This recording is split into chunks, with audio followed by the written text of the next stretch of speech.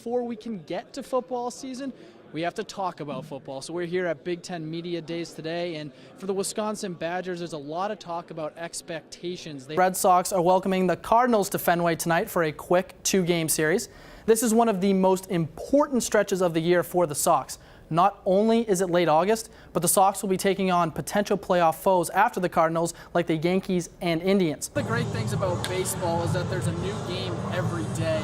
And that is exactly what the Brewers need today as they get another run at Chicago after a tough extra innings loss last night.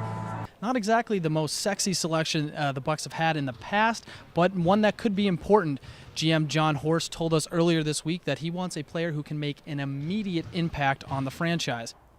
That felt like the start of something, didn't it? Something special here in Milwaukee, but 4 years later, you can only wonder what if. With two torn ACLs and a lifetime of what could have been, Jabari Parker is leaving the Bucs. Here's a stat that will make you feel better about the Brewers' upcoming series with the Padres. In the month of July, the Padres won just 5 games. Yes, in the 25 games San Diego played last month, they came out victorious in 5. Watch 1 minute of Marquette volleyball this season, and probably the first player you're going to notice is Taylor Lewis. At that moment, it seemed like Favre was a traitor, and he would never be in the good graces of Packers fans ever again. But I guess time does heal all wounds. When his knees didn't combust, Jabari put up the kind of stats you'd expect from the second pick in the draft. Well, sorry to leave you on kind of a somber note, but that's all the time we have for on this Chevrolet Sportsnet Central update. Until next time, everybody, I'm John Hand.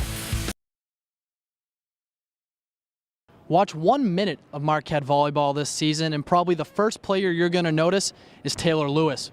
Her kills are ferocious and delivered with power that makes it nearly impossible to defend. She's the fastest player in Marquette history to reach 1,000 kills, and her 4.4 kills per set are the most in the Big East and top 20 in the nation. But we wanted to know what makes her so effective. So, with some help from the physics department, we went behind the kill.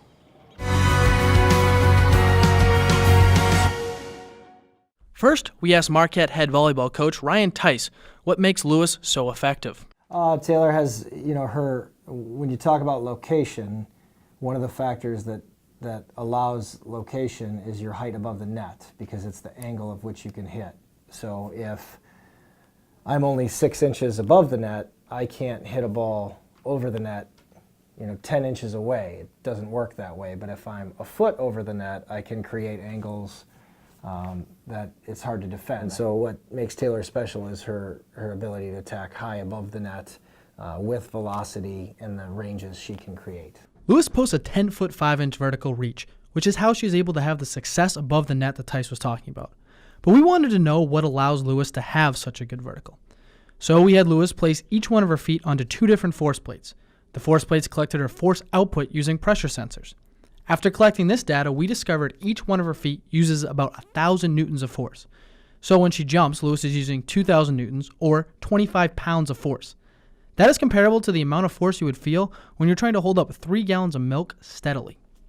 The results from Lewis's jump test also provided a clean trajectory because her jumping motion is so smooth. When the force plates were used in a physics lab with Marquette students, the only comparable trajectory was that of a student who was also trained as a ballerina. Next, we had Lewis perform some kills in order to track the motion of the ball to collect some more data points. But before we get to those results, we asked Lewis what it feels like when you land a successful kill. It's like, so it's like after you get that first drop on the roller coaster and you're like, okay, next point. It's ironic that she said the feeling is similar to that of a roller coaster because the acceleration of the ball after she hits it is 40 times the acceleration of gravity, which is the same acceleration used by a roller coaster before it goes up a loop-de-loop. It's also the same acceleration that a space shuttle needs to launch into orbit. These tests also showed the ball leaving Lewis's hand at 56 miles per hour, which leaves a defender with no block 1/3 of a second to respond.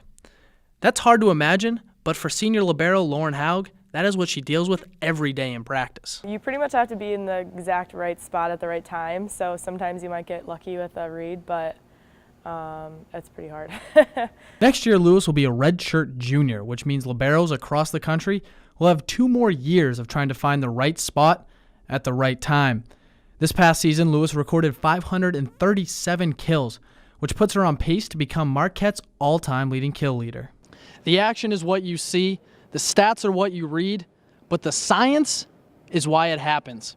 Reporting from the Al McGuire Center for Behind the Kill, I'm John Hand, Marquette Wire. From Duke University. That felt like the start of something, didn't it? Something special here in Milwaukee, but 4 years later, you can only wonder what if. With two torn ACLs and a lifetime of what could have been, Jabari Parker is leaving the Bucks. This former second overall pick is signing with the Bulls. Jabari is going back to his hometown on a deal that could be worth up to $40 million for 2 years. The Bucks had the chance to match, but decided it was best for both sides to let him go. Bucks general manager John Horst says, quote, "We appreciate everything Jabari has brought to our team and our community over the last 4 years, and we wish him well." Parker also put out a statement thanking his teammates, owners, and trainers who helped him come back from 2 major surgeries. He also said he's extremely grateful to the incredible fans of Milwaukee for showing him so much love and encouragement.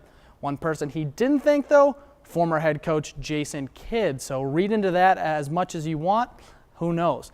When his knees didn't combust, Jabari put up the kind of stats you'd expect from the second pick in the draft, averaging more than 15 points and 5 rebounds a game. 2016-17 was his best season. The power forward broke 20 a night, though defensively he was never up to par. His longest lasting impact on Milwaukee will be off the court through community service, something Scott Grosky talked to him about in their exclusive interview earlier in the year. Your blessings don't come on your own. It always took somebody else to help you move forward. So just like paying it forward, just to give them a sense of gratitude. And going forward in my life, I just want to do that. I'm involved with the community. I became a native son almost. Jabari was a finalist for the NBA's Community Service Award this year. He's been honored for his work with the Milwaukee Public Schools, too. Just a few days ago, he played pickup with some local fans. Turns out this will be the last time he played in Bucks shorts. Eric Thames and Junior Guerrera are headed to the 10-day DL, making it harder for the Brewers to get out of this slump. Chase Anderson trying to right the ship in Game 1 of this doubleheader against the Pirates, but right away the train fell off the rails, with Anderson giving up back-to-back home runs in the first. Sterling Martin and Gregory Polanco going deep off Anderson there. Anderson has now given up 19 home runs on the year. The Brewers got on the board in the 5th with this Christian Yelich single that scored Keon Broxton, but that would be the only run the Brewers would score, making this final 2-1. Someone actually comes off the DL in Game 2. Brent Suter gets the start. He pitched 6 solid innings, really making only 1 mistake. Unfortunately, that mistake lands in the seats, and the offense is still asleep. Pirates up 2-0 in the 7th. The American Century Championship rolls on with another touchdown pass from Aaron Rodgers, a bomb to Steph Curry right there. Looks like his shoulder's okay. Another decent day on the links. Rodgers is in 11th. Tony Romo making his move. The Burlington native climbs to 3rd in this tournament. Busy day at Wimbledon, where Angelique Kerber wins the women's title, beating 7-time champion Serena Williams. On the men's side, Novak Djokovic outlasts Rafael Nadal in the semifinal match. Took over 5 hours. That is a grueling amount of tennis, something I would definitely not want to do. We'll have more sports for you guys at 10. Complete Brewers recap. Maybe they score a run. That would be a lot of fun. I hope to see you guys all at 10.